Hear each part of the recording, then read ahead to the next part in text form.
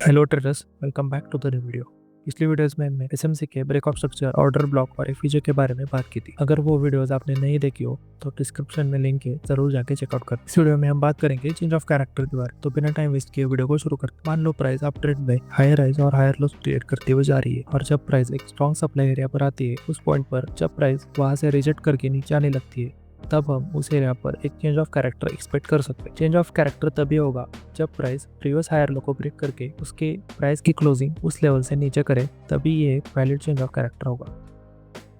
इस तरह की सिनेरियो में हम अपनी ट्रेड की प्लानिंग कुछ इस तरह से कर सकते हैं। जब प्राइस एक वैलिड चेंज ऑफ कैरेक्टर करता है और उसके बाद एक लोअर लो लगाकर फिर से एक पुल बैक लेता है, तब हमें उसके बाद प्रीवियस स्विंग में एक ऐसा पॉइंट ऑफ इंटरेस्ट फाइंड करना है जहां से मार्केट डायरेक्शन चेंज करने की प्रोबेबिलिटी ज्यादा हो। वो point of interest order block, FVG या फिबोनाची के लेवल्स हो सकते हैं। ऐसे पॉइंट्स पर हम अपनी ट्रेड की प्लानिंग कर सकते हैं। सिमिलरली प्राइस अगर डाउन ट्रेंड में लोअर लॉस और लोअर हाइज करते हुए जा रहा है और एक स्ट्रॉन्ग डिमांड एरिया पर आता है, और उस पॉइंट पर जब सेलर्स डीएक्टिवेट होकर बायर्स एक्टिवेट होते हैं प्राइस सस्ती होने के कारण, तब उस पॉइंट पर हमें एक चेंज ऑफ कैरेक्टर देखने को मिल सकता है। ये चेंज ऑफ कैरेक्टर वैलिड तभी होगा जब प्राइस प्रीवियस लोअर हाई के ऊपर अपनी प्राइस की क्लोजिंग कर दे। ऐसे सिनारियोस पर हम अपनी ट्रेड की एंट्री तभी कर सकते हैं जब एक वैलिड चेंज ऑफ कैरेक्टर मिला हो, और चेंज ऑफ कैरेक्टर करने के बाद प्राइस जब एक छोटा पुल बैक लेती हो, उस पॉइंट पर हम एक पॉइंट ऑफ इंटरेस्ट फाइंड कर सकते हैं। वो point of interest order block, FVG या फिबोनाची के लेवल्स हो सकते हैं। जैसे ही प्राइस उस पॉइंट पर आती है, तब हम वहां पर एक स्ट्रिक्ट स्टॉप लॉस रख के अपनी ट्रेड की प्लानिंग कर सकते हैं। चेंज ऑफ कैरेक्टर होने के बाद हमें तुरंत अपनी ट्रेड की प्लानिंग नहीं करनी है,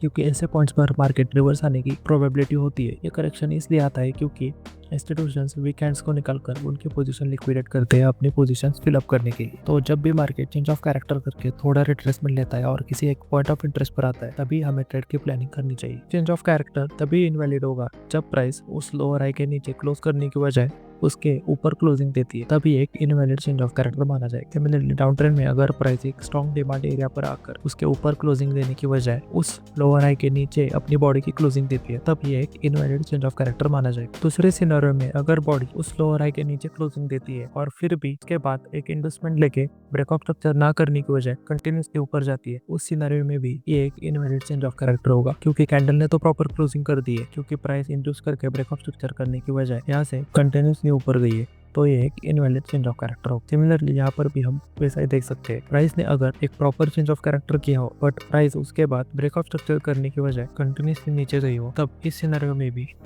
ये एक इनवैलिड चेंज ऑफ कैरेक्टर माना जाएगा।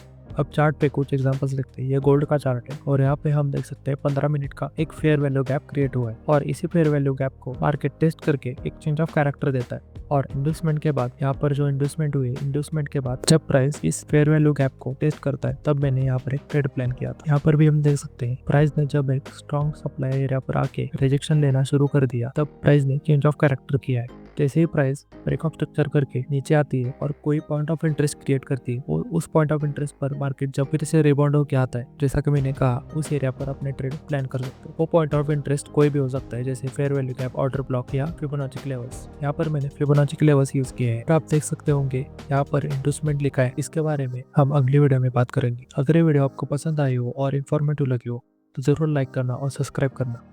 Thank you.